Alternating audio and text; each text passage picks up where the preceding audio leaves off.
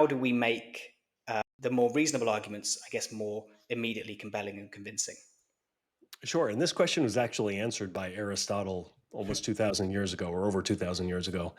And he talked about three different things in order to make a good, convincing argument. One is to have like logic on your side Mm. and have reason. And I'm paraphrasing here because the language was different, but for I'm updating it for today's understanding of what we're talking about.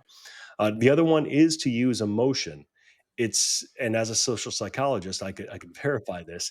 It is really important if you're making a strong argument to make this argument at an emotional level as well.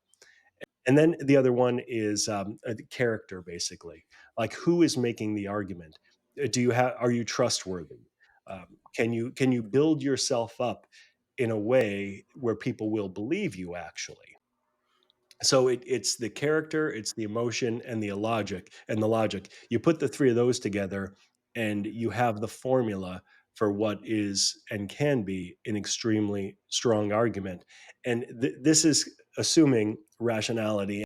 But when we're talking about emotion, I want to get back to Yeah. that because people will often say, "Well, you're just appealing to emotion. That's a logical fallacy."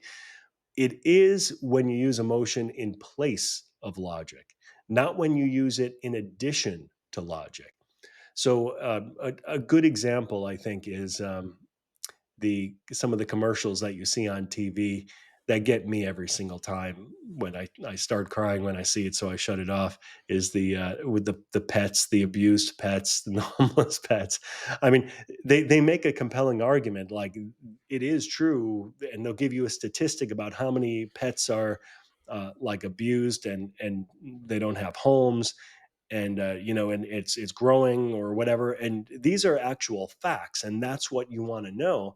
And then they show you pictures of these adorable dogs and cats and it's just so sad, so it gets you on the emotional level as well. So you have the logic, you have the statistics, you have the data, and then then they hit you with that emotional appeal, and not the fallacious emotional appeal, the good emotional appeal, one that's consistent with the logic.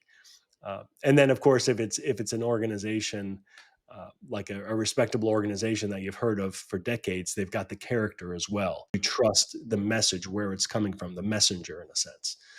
So that's like a really good combination.